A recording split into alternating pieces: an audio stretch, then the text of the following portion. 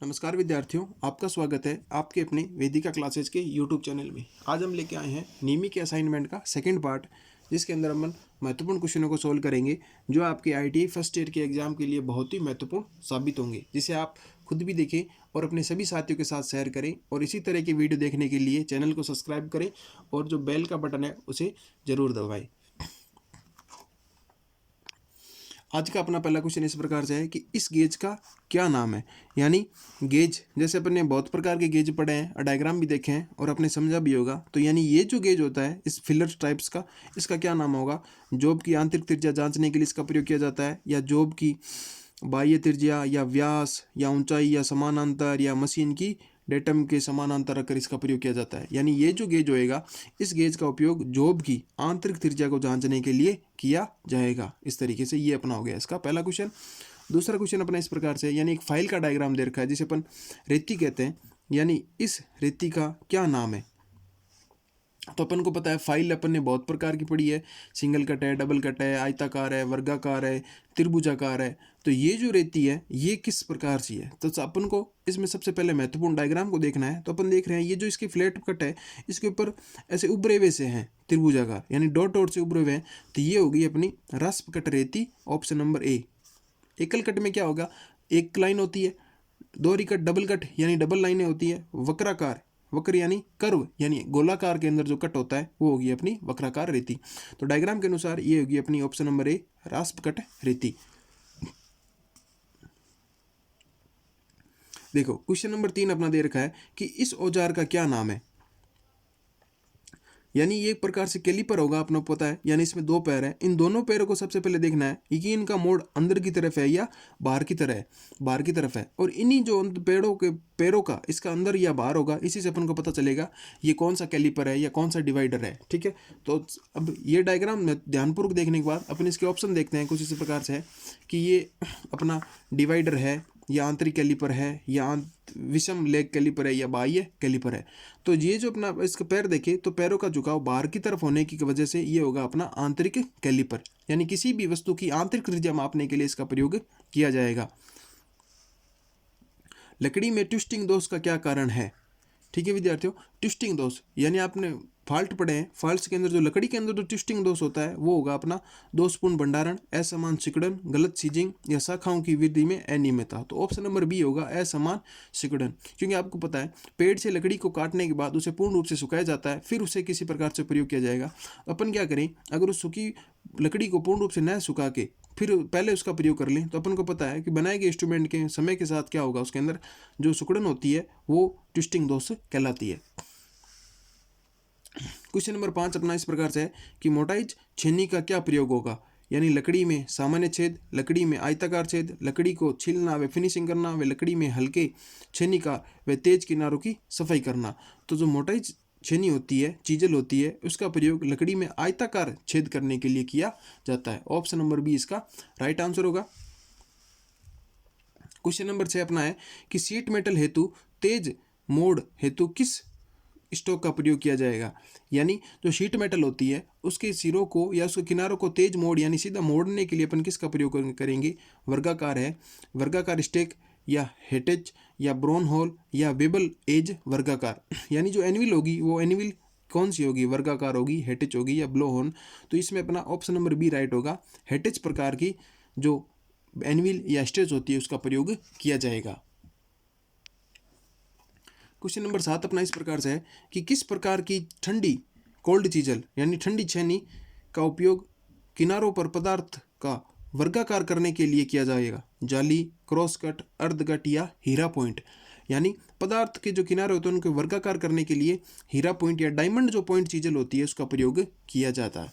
ठीक है, अगला क्वेश्चन अपना इस प्रकार से है, क्वेश्चन नंबर 8 कि किस प्रकार के कैलिपर का प्रयोग पदार्थ के बाहरी सिरों पर समानांतर रेखाएं खींचने के लिए किया जाएगा।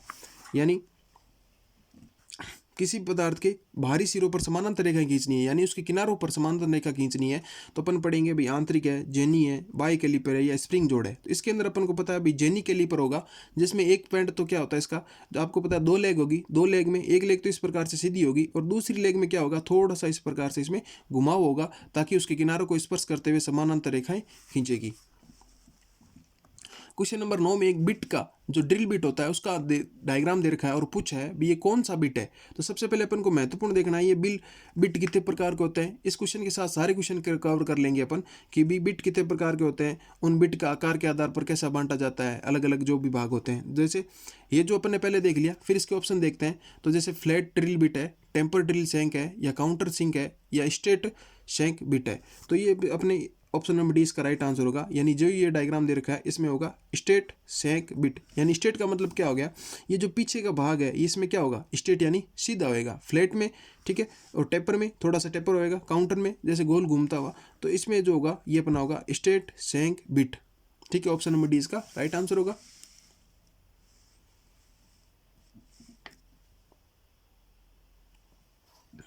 क्वेश्चन नंबर 10 अपना इस प्रकार से है कि सीट मेटल में सामान्य उपयोग हेतु किस प्रकार की स्टेज यानी जो एनविल होती है उसका प्रयोग किया जाएगा। सीट मेटल में सामान्य प्रकार के लिए तो वर्गाकार है, हेटेच है, या बोर नीलो है, या वेबल एज प्रकार की है। तो सामान्य कार्य करने के लिए अपन ब्लो हॉर्न एनविल का प्रयोग करते हैं। ऑप्शन नंबर सी इसका राइट आंसर होगा। क्वेश्चन नंबर 11 अपना कुछ इस प्रकार से है कि ISO metric fine grade M12 1.25 में 1.25 नंबर क्या अंकित करता है। यानी थ्रेड का व्यास है, थ्रेड का पिच है, थ्रेड की गहराई है, थ्रेड की लंबाई है। यानी जो पीछे वाला जो ये भाग होगा ये थ्रेड के पिच को व्यक्त करता है। यानी ऑप्शन नंबर बी इसका राइट आंसर होगा। क्वेश्चन नंबर 12 है कि लकड़ी में अनियमित रूप से शाखाओं की उगने का कौन सा कारण होगा। कांट है, कपिंग है, चटकना है, या घूमना है। यानी आपको पता है भी लकड़ी में अनियमित शाखाएं कहाँ से निकलती है, जहाँ पे लकड़ी में गांठ होती है वहाँ से निकलती है। तो ऑप्शन नंबर ए इसका राइट आंसर होगा। क्वेश्चन नंबर 13 अपना इस प्रकार से है कि एक टेनिन आरी के कुंदे दांतों को तेज करने के लिए कौन सी आरी का प्रयोग किया जाएगा। यानी कि जो अपने कुंदे यानी एक टेनिन आरी है उसके जो आगे वाले दांते होते हैं उनको तेज करने के लिए या तीखा करने के लिए किस फाइल या रेती का प्रयोग करेंगे। वर्गाकार है, वर्ताकार है, त्रिभुजाकार है, या अर्धवर्ताकार है। यानी आपको रेती के दांतों को तीखा करना है, यानी तो अपन इसमें जो त्रिभुजाकार रेती होती है उसका प्रयोग करेंगे, ट्रायंगुलर फाइल का प्रयोग करेंगे। क्वेश्चन नंबर 14 अपना इस प्रकार से है कि एक्स भाग किसे इंगित करता है। यानी एक फाइल का डायग्राम देख रहा है और वहाँ पे एक्स किसको बता रहा है। तो अपन को पता है जैसे फाइल होता है उसके विभिन्न भाग होते हैं, हैंडल होता है, एज होती है, टैग होता है। तो अपन को ये भी ध्यान रखना है जो भी भाग होंगे उनके नाम याद रखना। तो यहाँ पे जो एक्स है वो अपन को व्यक्त करेगा हिल को, यानी ये जो एक भाग है इसका ये हिल भाग कहलाता है, ठीक है। क्वेश्चन नंबर अपना 15 इस प्रकार से है कि एक औजार का क्या नाम है। यानी इस औजार का क्या नाम है। तो अभी सबसे पहले अपने देखा था यानी किसी भी वस्तु पर बाह्य जो किनारा होता है उससे समांतर रेखाएं खींचने के लिए अपने देखा था जेनी कैलिपर का प्रयोग किया जाता है। तो जेनी कैलिपर ये जो डायग्राम है ये अपना होगा जेनी कैलिपर का, क्योंकि इसमें क्या होता है जो दो लेग होती है उसमें एक लेग तो सीधी होगी, दूसरी लेग होती है जो थोड़ी सी जो उसका जो अंतिम सिरा होता है उसके अंदर गोलाकार आकृति घुमावदार होता है, ठीक है। तो ये होगा अपना डायग्राम जो भी दिख रहा है ये होगा अपना जेनी कैलिपर का। क्वेश्चन नंबर 16 अपना इस प्रकार से है कि छेनी में एक्स द्वारा प्रदर्शित कोण कौन सा होगा। यानी ये कोई आपकी चीजल है उसके अंदर जो एक्स कोण होगा वो कौन सा कोण होगा। तो अपन ऑप्शन देखते हैं इसी अनुसार, रैक पॉइंट, रैंक कोण, पॉइंट कोण, क्लियरेंस कोण, या झुकाव कोण। तो यानी ये जो एक्स कोण होगा ये इसका पॉइंट कोण कहलाता है, क्योंकि देखो इसी की सीधा में इसी सीधी रेखा के अंदर क्या होता है, छेनी का पॉइंट होता है। तो ये पॉइंट जो क्या कहलाएगा अपना पॉइंट कोण कहलाता है।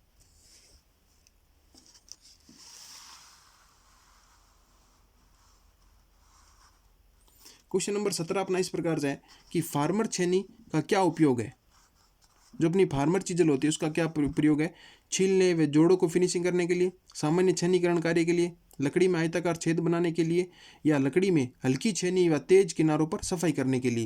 तो फार्मर चीजल का प्रयोग सामान्य छेनीकरण के लिए किया जाता है। ऑप्शन नंबर 20 का राइट आंसर होगा। क्वेश्चन नंबर 18 अपना है कि किस प्रकार का अर्ध लैंप जोड़ प्रयोग किया जाता है जब जॉब का एक भाग सिरा अंत में से कुछ दूरी पर मिलता हो।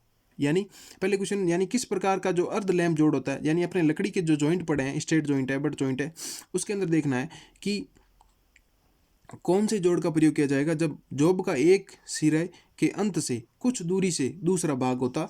तो इसमें होगा and lamp, cross lamp, Madhya lamp या कोण अर्ध लैंप। तो ऑप्शन नंबर सी इसका राइट आंसर होगा, मध्य लैंप जोड़ का प्रयोग किया जाएगा। क्वेश्चन नंबर 19 अपना इस प्रकार से है कि 90 डिग्री मोड़ और अंदर से निकले हुए किनारों के साथ धातु ट्रे बनाने के लिए किस प्रकार की नोच का प्रयोग किया जाएगा। यानी अपन उस धातु को 90 डिग्री पे मोड़ से अंदर से निकली हुई है और किनारों से धातु ट्रे बनाने के लिए किस प्रकार की नोच का प्रयोग किया जाएगा। तो यहाँ पे अपन वी नोच का प्रयोग करेंगे, यानी दिखने में ऊपर से इस वी के आकार की होती है, जैसे सीधी रेखा, फिर उसके अंदर ऐसे वी कट के आकार का, ये होता है अपना वी नोच।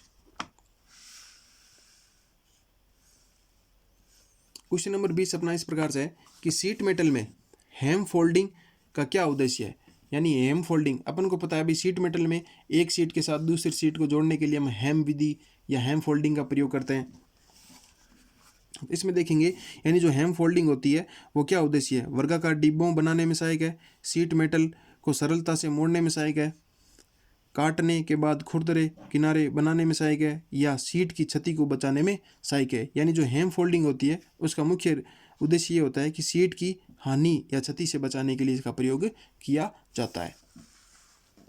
क्वेश्चन नंबर 21 अपना इस प्रकार से है कि लकड़ी में कौन सा दोष उसकी शक्ति को कम कर देता है। ठीक है, जैसे घुमाना है, कपिंग है, चटकना है या अनियमितता। यानी लकड़ी का जो अनियमितता का दोष होता है वो उसकी क्या कर देगा, पावर या उसकी जो शक्ति होती है, सहन क्षमता, उसको कम कर देता है अनियमितता। क्वेश्चन नंबर 22 अपना इस प्रकार से है, यानी इस हथौड़े का क्या नाम है। यानी एक हैमर का डायग्राम दे रखा है, तो अपन को पता है अभी हैमर कितने प्रकार के होते हैं, बॉल पिन हैमर है, क्रॉस पिन हैमर है, स्ट्रेट पिन हैमर है, या जो लकड़ी का हैमर होता है मेलेट, ठीक है, उससे संबंधित है। तो ये देखो सबसे पहले अपन उसको देखेंगे, और ये जिसको आगे का भाग होता है एज, इसी के अनुसार इनका बांटा जाता है। तो अपन को पता है ये कौन सा होगा, क्लो होगा, बॉल पिन होगा, क्रॉस पिन होगा, स्ट्रेट पिन होगा। तो अब ये जो आगे का भाग होता है नुकीला भाग, इसमें देखो यहाँ पे कट लगा है, तो ये होगा अपना क्लो हथौड़ा, यानी क्लो हैमर का डायग्राम दर्शाया गया है। क्वेश्चन नंबर 23 अपना इस प्रकार से है कि गलत सीजनिंग के कारण लकड़ी में कौन सा दोष उत्पन्न होता है। ठीक है, यानी आपने क्या किया, जो गलत सीजनिंग के कारण लकड़ी का कौन सा दोष होगा, गांठ, घुमाना, चटकना या कपिंग। तो ऑप्शन नंबर डी इसका राइट होगा, कपिंग।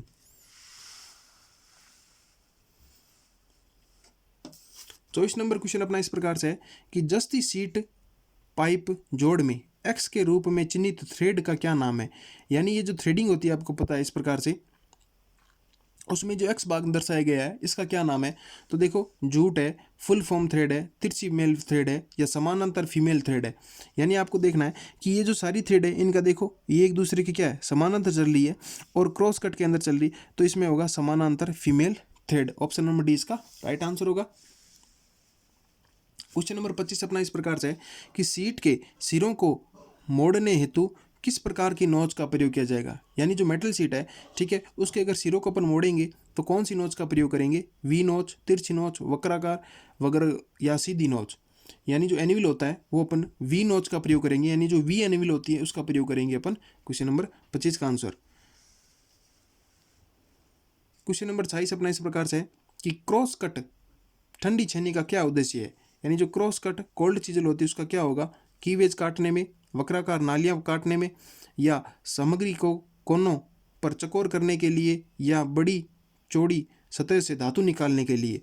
तो जो ठंडी क्रॉस कट होती है उसका होगा कीवेज काटने के लिए प्रयोग किया जाता है।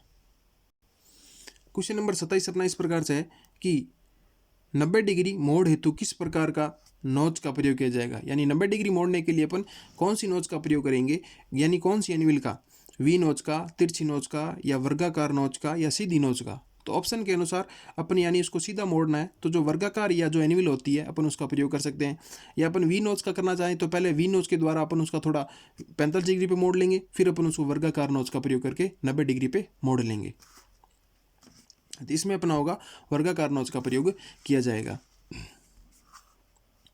क्वेश्चन नंबर 28 अपना है कि लकड़ी की आंतरिक कटिंग के लिए किस प्रकार की वक्र कटिंग दस्ता आरी का प्रयोग किया जाएगा। यानी लकड़ी कोई भी उसका भाग है उसके अंदर आंतरिक कटिंग करनी है तो उसके अंदर कंपास आ रही है, की होल आ रही है, या कैपिंग आ रही है, या फ्रंट आ रही है। तो अपन को पता है यानी कोई भी निश्चित एक आकार की लकड़ी में आंतरिक होल करने के लिए की होल आरी का, यानी एक होल कर लेंगे पहले, फिर आपको पता की होल आरी पतली सी होल के समान होती है, पेन के समान, फिर अपन उसके अंदर उसका होल के द्वारा उसकी जो आकृति या जो भी भाग काटना है अपन उसका प्रयोग करके कर सकते हैं, यानी की होल आर इसका राइट आंसर होगा। क्वेश्चन नंबर 29 अपना इस प्रकार से है कि शीट मेटल कार्य के लिए उपयोग होने वाली स्टेक का, यानी ये जो एनिविल दे रखी है इसका क्या नाम होगा। तो अपन को देखना है कि ये वर्गाकार, यानी वर्ग तो है नहीं, यानी वर्गाकार होती तो यहाँ से क्या होगी, एक वर्ग की आकृति होगी। हेटेज है नहीं, ठीक है, ब्लो हॉर्न या वेबल एज वर्गाकार।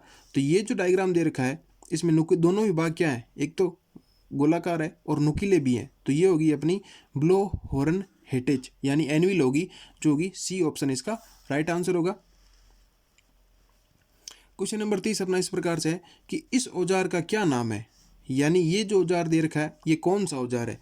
तो अब देखने से पता चल रहा है एक हैंडल है, यानी है तो कोई ना कोई हैमर ही, लेकिन ये हैमर कौन सा हैमर है। जैसे ऑप्शन दे रखे हैं अपने पास में कि क्ला हैमर, तो अपन को पता है क्ला हैमर में तो ऐसा भाग आता नहीं है। फिर अपन बाकी जो ऑप्शन है वो देखते हैं, टेक्स हैमर हथौड़ा, क्रॉस पिन हैमर या स्ट्रेट पिन हथौड़ा। तो जो भी अपने डायग्राम देखा उसका आंसर हो जाएगा टेक्स हथौड़ा, बी ऑप्शन इसका राइट आंसर होगा। क्वेश्चन नंबर 31 अपना कुछ इस प्रकार से है कि चेन ड्रिलिंग के बाद धातु को अलग करने हेतु किस प्रकार की छेनी का प्रयोग किया जाएगा, यानी चेन ड्रिलिंग के बाद धातु को अलग करने के लिए जो छेनी प्रयोग की जाएगी, चपटी, जालीदार, क्रॉस कट या हीरा पॉइंट। तो ऑप्शन नंबर 20 का राइट आंसर होगा, यानी जो जालीदार छेनी होते हैं इसका प्रयोग किया जाएगा चेन ड्रिलिंग के बाद धातु को अलग करने के लिए। क्वेश्चन नंबर 32 अपना इस प्रकार से है कि किस प्रकार की स्टेक का प्रयोग, यानी एनिविल का प्रयोग टैपिंग, शंकु के आकार के लेखों को रिवेटिंग व सीमिंग करने के लिए किया जाता है। यानी जो आपने एक शंकु बनाया, यानी शीट मेटल का आपने शंकु बनाया, उस शंकु के जो भाग होगा किनारों को आप क्या करेंगे, रिवेटिंग करेंगे या सीमिंग करेंगे, यानी जोड़ने के लिए वर्गाकार का करेंगे या हेटेज का करेंगे या ब्लो हॉर्न का करेंगे या वेबल एज का। तो इसमें ऑप्शन नंबर सी राइट होगा, है ब्लो हॉर्न स्टेक। यानी कि अभी अपन ने देखा है कि जो ब्लो एज का आकार ये हो गया, यानी अपन ने जो भी शंकु बनाया है उसको इसके अंदर डाला जाएगा और उसके जो किनारे भाग होते हैं उनको यहाँ पे सीमिंग या रिवेटिंग करने के लिए प्रयोग किया जाता है। क्वेश्चन नंबर 33 अपना इस प्रकार से है कि लकड़ी में गांठ दोष का क्या कारण है, यानी लकड़ी में जो गांठ का दोष होता है उसका रीजन क्या रहेगा या क्या कारण रहेगा। दोषपूर्ण भंडारण, असमान सिकुड़न, शाखा में वृद्धि या गलत सीजनिंग। तो सबसे पहले आपको पता है लकड़ी में गांठ जो होगी वो क्या होगी, प्राकृतिक कारण है, अपन तो उसे बनाते नहीं है। तो इसमें क्या होगा, ऑप्शन नंबर सी, शाखाओं में वृद्धि ही उसका में लकड़ी में गांठ का दोष होएगा। विद्यार्थियों इस तरीके से अपने नीमी असाइनमेंट का जो सेकंड पार्ट है वो पूरा किया है। विद्यार्थियों ये नीमी असाइनमेंट ITI के होने वाले एग्जाम के लिए बहुत ही महत्वपूर्ण है। तो विद्यार्थियों आप भी देखें और अपने सभी साथियों के साथ शेयर करें ताकि वो अपने फर्स्ट ईयर के एग्जाम में अच्छे अंक प्राप्त कर सकें। विद्यार्थियों वीडियो अगर आपको अच्छा लगे तो लाइक शेयर जरूर करें। अगर आप चैनल पर नए हैं तो चैनल को सब्सक्राइब करना ना भूलें। धन्यवाद।